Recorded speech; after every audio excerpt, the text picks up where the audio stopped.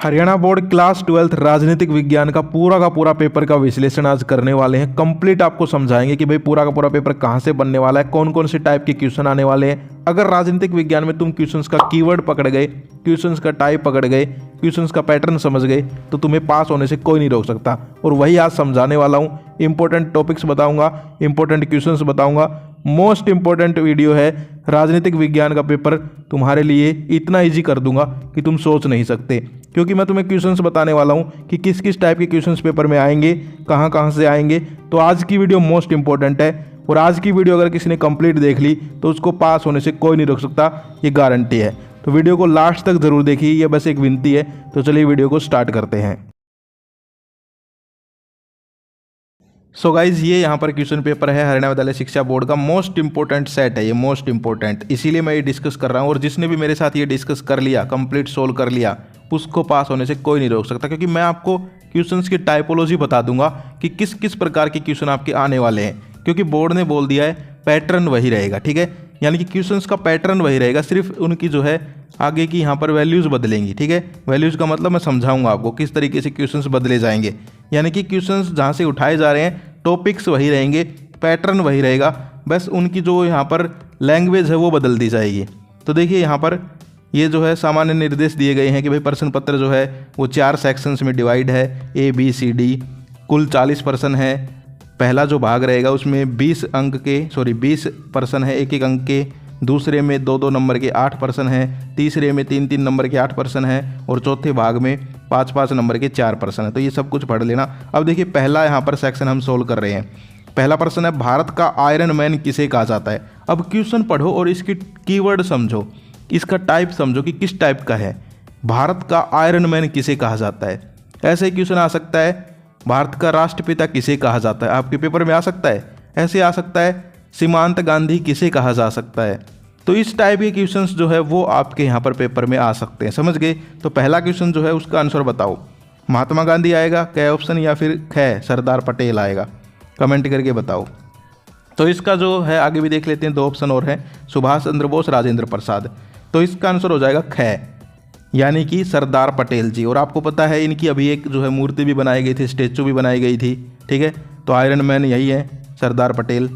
तो इस टाइप के क्वेश्चंस आपको करने हैं कि भाई ये किसे कहा जाता है, राष्ट्रपिता किसे कहा जाता है, चाचा किसे कहा जाता है, चाचा नेहरू। ऐसे इस टाइप के क्वेश्चंस आपके आ सकते हैं। आगे बढ़ते हैं। आगे है प्रश्न नंबर 2, भारतीय निर्वाचन आयोग की स्थापना कब की गई थी। अब इस क्वेश्चन का कीवर्ड क्या है, आपका चुनाव आयोग, ठीक है। यानी कि चुनाव से रिलेटेड क्वेश्चंस आपके आ सकते हैं। तो क्वेश्चन है, भारतीय निर्वाचन आयोग की स्थापना कब की गई थी। तो इसका भी ऑप्शन क्या हो जाएगा, ख हो जाएगा, जनवरी 1950, समझ गए। तो चुनाव आयोग जो है उसके जितने भी क्वेश्चंस हैं वो सारे आपको पढ़ लेने हैं कि भाई पहला आम चुनाव कब हुआ, दूसरा कब हुआ, भारतीय निर्वाचन आयोग की स्थापना कब हुई थी, किसने की थी, इसके अध्यक्ष कौन है। यानी कि एक क्वेश्चन देखो, उसका कीवर्ड समझो और उसका टाइप समझो और फिर उसके रिगार्डिंग सब कुछ पढ़ लो, तभी तुम्हारा जो है पेपर तुम्हें ऐसा लगेगा कि हाँ सारा का सारा पढ़ा हुआ आया है, समझ गए। पैटर्न यही रहेगा, कोई दिक्कत नहीं है। तो दूसरे का क्या हो जाएगा, उत्तर ख हो जाएगा। सोल्व कर लो मेरे साथ ये क्वेश्चन पेपर। मैं फिर से कह रहा हूँ तुम्हें जो है पास होने से कोई नहीं रोक सकेगा, लेकिन जो बताऊंगा बस वो करना पड़ेगा, ठीक है। प्रश्न नंबर 3 है, निम्नलिखित में से कौन सा वैश्वीकरण का उदाहरण है। अब इसमें एक वर्ड है मोस्ट इंपॉर्टेंट, वैश्वीकरण।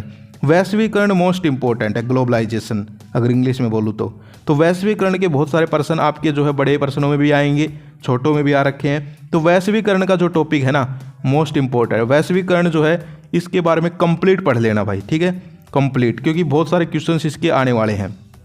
तो इसका देखो यहाँ पर क्या हो जाएगा, इसका जो है यहाँ पर मैकडोनाल्ड्स, पानी, सैन्य, निम्नलिखित में से कोई नहीं। अब देखो ऑप्शन तुम पढ़ोगे तो तुम्हें एक अलग से ऑप्शन लगेगा, मैकडोनल्ड, ये बर्गर वगैरह आते हैं, ये कहाँ से डाल दिया। पानी तो ठीक है, चलो, सैन्य भी ठीक है। तो यहाँ पर जो है इसका क्या हो जाएगा बताओ, इसका हो जाएगा ए, यानी कि कै, मैकडोनल्ड्स, ठीक है। क्योंकि ये एक दूर का ब्रांड आया हुआ है, ठीक है। मैकडोनल्ड्स ये हर जगह फैला हुआ है, हर जगह आप देखते होंगे मैकडी के बर्गर खाए भी होंगे, किस किस ने खाए हैं कमेंट करके बताना। तो इस प्रकार के जो है यहाँ पर क्वेश्चंस आपके आने वाले, यानी कि वैश्वीकरण जो है वो इंपॉर्टेंट टॉपिक है। कहने का मतलब ये है, कोई भी क्वेश्चन पढ़ो तो उसका पैटर्न समझो भाई, पैटर्न पे ही आता है पूरा का पूरा पेपर। अगर कोई स्टूडेंट इन प्रैक्टिस को करके चला गया ना, इन सेट्स को, और उसने पैटर्न समझ लिया तो उसको पास होने से क्या कर, अच्छे नंबर लाने से कोई नहीं रोक सकता। पास तो दूर की बात है, पास तो आराम से हो जाओगे, कोई दिक्कत नहीं है। आगे बढ़ते हैं। आगे है प्रश्न नंबर 4। प्रश्न नंबर 4 जो है वो देखिए, नेहरू की विदेश नीति के प्रमुख उद्देश्य निम्नलिखित में से कौन से हैं। अब यहाँ पर क्वेश्चन किसका है, विदेश नीति का। ठीक है, विदेश नीति जो है 10वीं साइंस सोशल साइंस में भी आती है और मोस्ट इंपॉर्टेंट है। तो विदेश नीति जो है उसके बारे में अच्छे से पढ़ लेना। देखिए ऑप्शन क्या है, क्षेत्रीय अखंडता की रक्षा करें, तीव्र आर्थिक विकास को बढ़ावा देना, आगे चलें तो संप्रभुता की रक्षा करना, और घ है उपरोक्त सभी। तो जहाँ भी ये ऑप्शन मिल जाए उपरोक्त सभी, ज़्यादातर यही होता है और इसका भी यही है।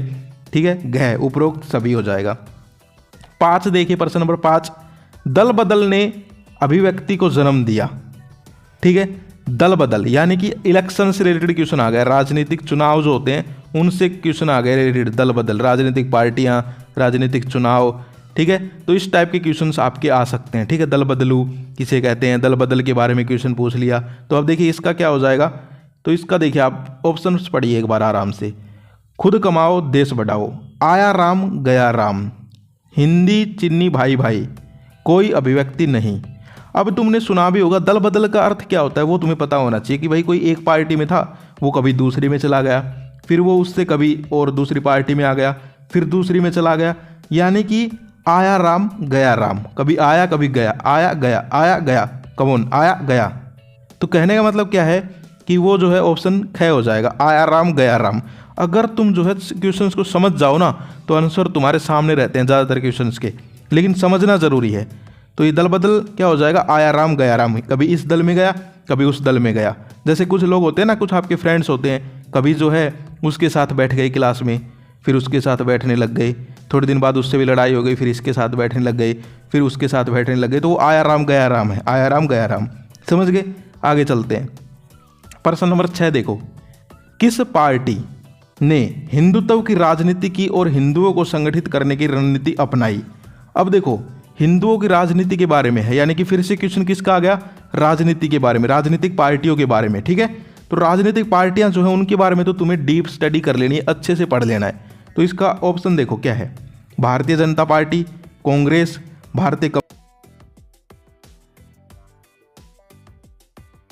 भारतीय जनता पार्टी, ये जो है हिंदुओं के लिए रही है हमेशा से। ठीक है, सारी पार्टियां रहती है लेकिन फिर भी तुम्हें पढ़ने से पता चल जाएगा। तो इसका उत्तर क्या हो जाएगा, क, भारतीय जनता पार्टी। आगे हम अगर बात करें प्रश्न नंबर 7, निम्नलिखित में से कौन सा देश दक्षिण एशियाई देश नहीं है। अब ये क्वेश्चन कहाँ से आ गया, ये जो है थोड़ा ज्योग्राफिकल क्वेश्चन आ गया कि भाई कौन सा देश जो है दक्षिण एशियाई देश नहीं है। चलिए इसके ऑप्शन पढ़ते हैं, बांग्लादेश, भारत, भूटान, रूस। यानी कि बांग्लादेश, भारत, भूटान, रूस, ये यहाँ पर दिए हुए हैं। ठीक है, तो इसका बताओ क्या हो जाएगा, इसका हो जाएगा रूस, घ। ठीक है, रसिया जो है वो साउथ एशिया में नहीं है, समझ गए।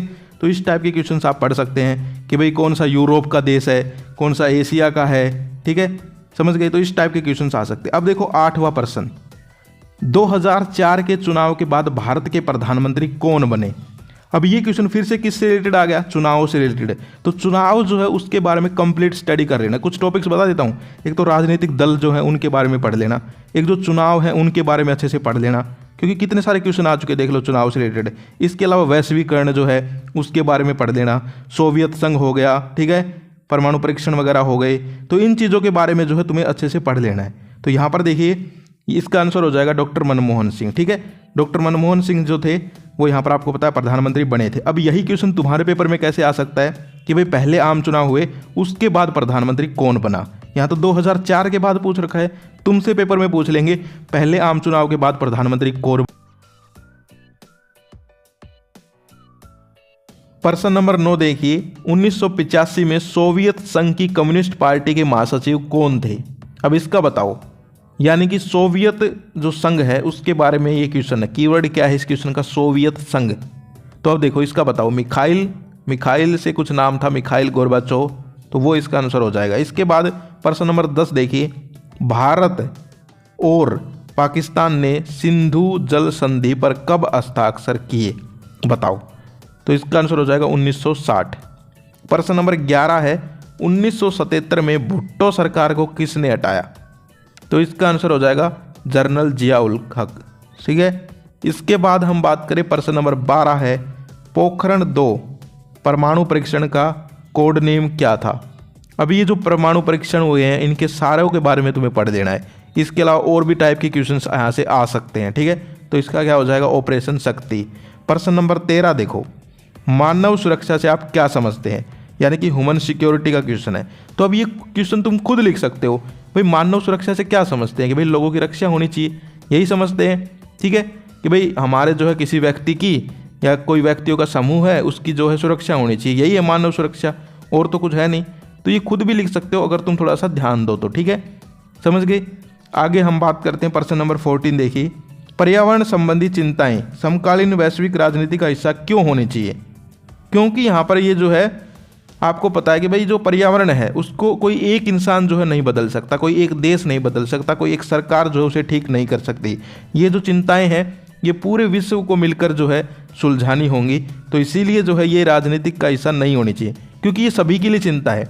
अब कहीं पर अगर ग्लेशियर पिघलता है, ठीक है, तो जो बाढ़ आएगी वो हर जगह आएगी, ठीक है। कहीं पर जो है आग लगती है जंगलों में तो बहुत नुकसान होता है। तो इसीलिए जो है ये सभी का यहाँ पर जो है इश्यू है, समझ गए। अब जैसे तुम इस चीज़ को ऐसे समझो कि गांव में जो है कोई बीमारी फैल गई, अब ये थोड़ी ना है कि भाई सरपंच का उसमें वो है, वो सभी गांव वालों को जो है प्रॉब्लम हो सकती है, लग सकती है बीमारी। तो इस प्रकार है पर्यावरण जो है उसकी जो चिंताएं हैं वो एक सरकार के लिए, एक देश के लिए नहीं है, सभी के लिए है, ठीक है।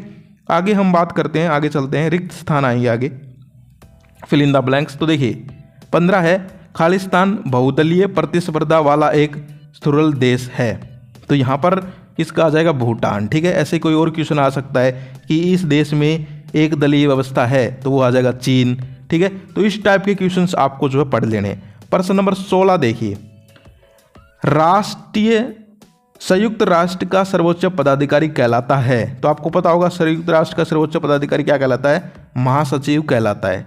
प्रश्न नंबर 17 है, संयुक्त राष्ट्र महासभा की पहली महिला अध्यक्ष। अब देखो एक ही टॉपिक के दो क्वेश्चन आ गए, ऊपर वाला भी संयुक्त राष्ट्र का था, नीचे वाला भी संयुक्त राष्ट्र का, ठीक है।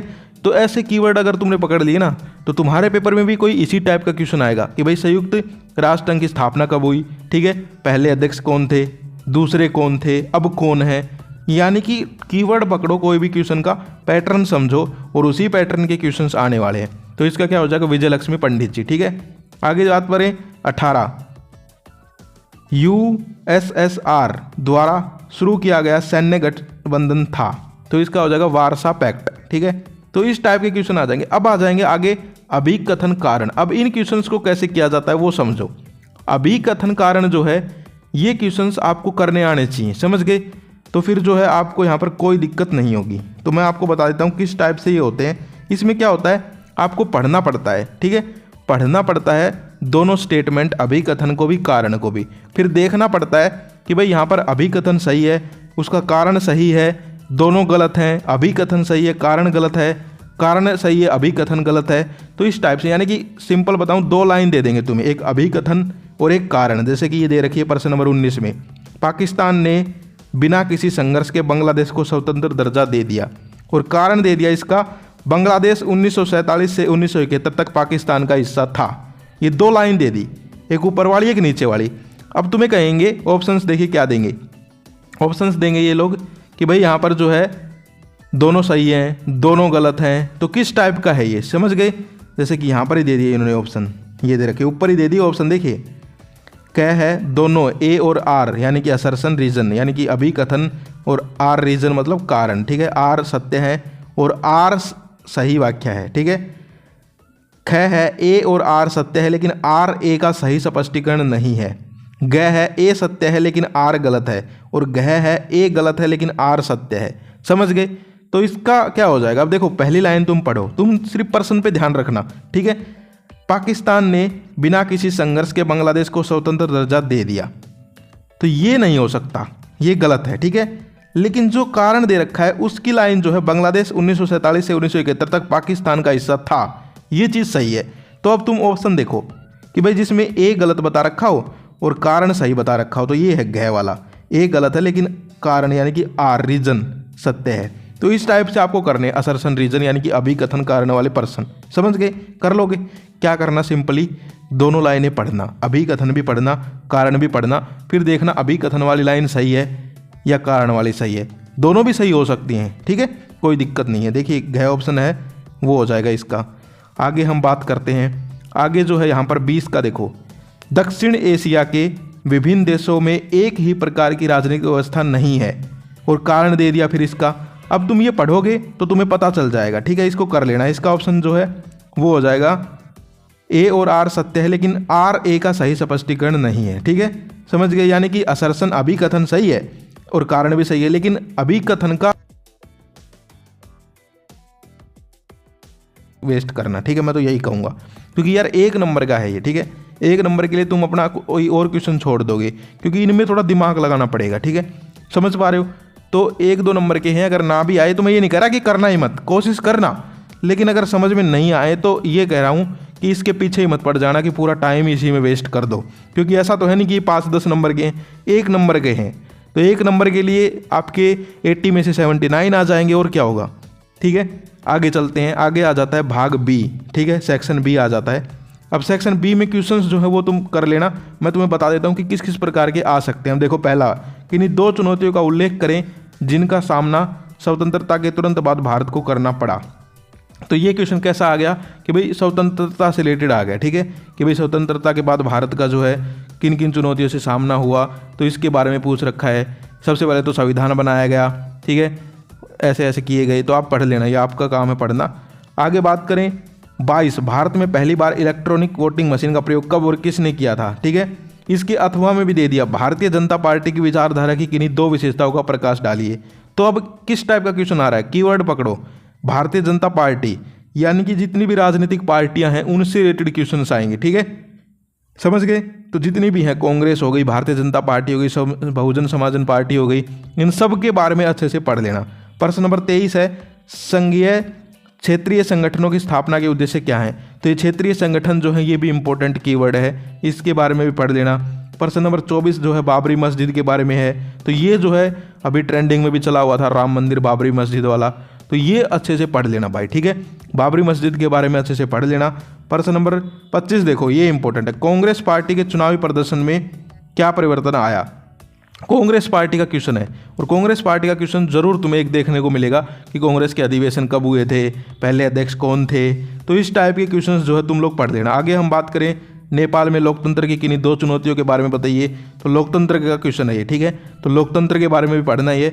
और एसएस में होता भी क्या है, एसएस जो है यानी कि राजनीतिक विज्ञान ले लो, कोई भी ले लो, एसएस ले लो 10th की, उसमें भी यही चीज़ें होती हैं। ज्योग्राफी में कृषि वगैरह, संसाधन, राजनीति में लोकतंत्र, सरकार, राजनीतिक पार्टियां, यही होता है बस, और क्या है। तो मेन चीज़ पकड़ो तुम लोग, ठीक है। देखिए प्रश्न नंबर 28 देखो, वैश्वीकरण। वैश्वीकरण तो इतना इंपॉर्टेंट है, अगर तुम वैश्वीकरण नहीं पढ़ के गए ना तो भाई ये समझ लो कि तुम पागल हो, ठीक है, क्योंकि क्वेश्चंस देखने को मिलेंगे तुम्हें 5 से 10 नंबर का काम वैश्वीकरण का मिलेगा।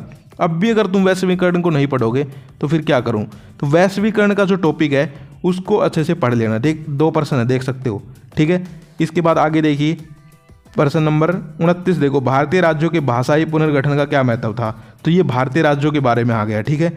इसके बाद योजना काल के दौरान भारत में भूमि सुधारों के बारे में आप क्या समझते हैं। तो आपको अथवा में मिलेंगे 2 प्रश्न, जरूरी नहीं है कि ऊपर वाला करें, नीचे वाला भी कर सकते हैं, ठीक है। प्रीवी प्रश्न से क्या तात्पर्य है। इसके अलावा आपातकालीन के ऊपर भी क्वेश्चंस आए हुए हैं, देख सकते हो प्रश्न नंबर 32 आपातकालीन, तो ये भी इंपॉर्टेंट है। इसके अलावा सोवियत संघ जो है उसके पतन के कारण पूछ रखे हैं, तो ये भी इंपॉर्टेंट है, सोवियत संघ के बारे में पढ़ लेना। आगे बात करें, आगे आप लोग देख सकते हैं यहाँ पर सोवियत संघ का ही प्रश्न है फिर से, तो सोवियत संघ हो गया, वैश्वीकरण हो गया, ये इंपॉर्टेंट कीवर्ड है। अब तुम देखो कितने सारे क्वेश्चंस आ चुके हैं, वैश्वीकरण के, सोवियत संघ के 2 छोटे क्वेश्चन। प्रश्न नंबर 35 देखो, अंतर्राष्ट्रीय आतंकवाद के बढ़ने के क्या कारण थे। तो अंतर्राष्ट्रीय आतंकवाद यानी कि यहाँ पर कीवर्ड क्या है, आतंकवाद, तो आतंकवाद के बारे में भी पढ़ लेना, क्वेश्चंस आ सकते हैं, ठीक है, आतंकवाद के ऊपर। इसके अलावा 36 देखो, पर्यावरण संबंधी मुद्दों पर भारत का रुख स्पष्ट करें। तो ये वही क्वेश्चन है जो एक बार पहले भी आया था कि भाई पर्यावरण जो है वो सभी देशों की चिंताएं होनी चाहिए। तो यहाँ पर कीवर्ड क्या है, पर्यावरण, ठीक है। तो ऐसे कीवर्ड पकड़ लो। अब तुम्हारा पूरा पेपर यहाँ पर मैं पढ़ने वाला हूँ, फिर तुम्हें कीवर्ड बताऊंगा 5-10 लास्ट में, उनके रिलेटेड सारे क्वेश्चंस तैयार कर लेना, ठीक है। अब अगला देखो, ये प्रश्न नंबर 37 देख सकते हो आप लोग कि भाई यहाँ पर इंदिरा गांधी के काल के बाद विदेश नीति का फिर से प्रश्न आ गया, ठीक है। आगे हम बात करें तो आगे देख सकते हो यहाँ पर ये क्वेश्चन संयुक्त राष्ट्र संघ का फिर से आ गया। वैश्वीकरण का क्वेश्चन है लास्ट 40वां। वैश्वीकरण को समझाओ, वैश्वीकरण से क्या तात्पर्य है। देखिए 5 नंबर का आ गया वैश्वीकरण का, 2 छोटे आ गए थे, ठीक है, और 1-2 बिल्कुल वो MCQ वाले आए थे। तो 10 नंबर का काम कहाँ से मिला, वैश्वीकरण से, ठीक है। तो तुम्हें मैं 10 टॉपिक बता देता हूँ मोस्ट इंपॉर्टेंट, इनको पढ़ लेना, पूरा का पूरा तुम्हारा पेपर हो जाएगा, अच्छे नंबर आएंगे, कोई दिक्कत नहीं। एक तो वैश्वीकरण पढ़ लो, ठीक है, देख सकते हो कितने सारे पर्सन हैं। एक तो संयुक्त राष्ट्र संघ के बारे में पढ़ लो, ठीक है, सोवियत संघ के बारे में पढ़ लो, समझ गए, विदेश नीति है वो पढ़ लो, पर्यावरण के बारे में पढ़ लो, राजनीतिक पार्टियां जो है उनके बारे में पढ़ लो, कब ये बनी, इनके पहले अध्यक्ष कौन थे, इनकी विचारधारा क्या है, ये चीज़ें पढ़ लो, ठीक है, समझ गए। इसके अलावा मैं बात करूँ यहाँ पर आप देख सकते हैं कि भाई जो संगठन वगैरह हैं उनके बारे में भी आप थोड़ा पढ़ सकते हैं। इसके अलावा चुनावों के बारे में पढ़ लो, ठीक है। तो ये कुछ 8-10 टॉपिक हैं जो मैं तुम्हें बता रहा हूँ, इनके बारे में अगर तुम अच्छे से पढ़ लेते हो तो पूरा का पूरा जो है यहाँ पर तुम्हारा पेपर जो है इन्हीं टॉपिक से बना है पूरा का पूरा, और तुम्हारा जो है कोई भी एक भी क्वेश्चन जो है इनसे बाहर नहीं होगा, ठीक है, आराम से पास हो जाओगे। पास होने की तो गारंटी है, जो मैंने टॉपिक बता दिए वो कोई अगर पढ़ ले तो पास होने की तो उसकी गारंटी है। और अच्छे नंबर लाने के लिए भाई थोड़ा सा और पढ़ लेना सैम्पल पेपर वगैरह, ठीक है, कोई दिक्कत तुम्हें नहीं आएगी, ये मैंने कंप्लीट तुम्हें समझा दिया है, ठीक है। ये डिस्क्रिप्शन में डाउनलोड करने के लिए मैं डाल दूंगा, इसको डाउनलोड करके सोल्व कर लेना, कोई दिक्कत तुम्हें नहीं आएगी। कमेंट करके ज़रूर बताओ और कौन से सब्जेक्ट पर वीडियो चाहिए। तो आज के लिए इतना ही, फिर मिलते हैं। जय हिंद, जय भारत।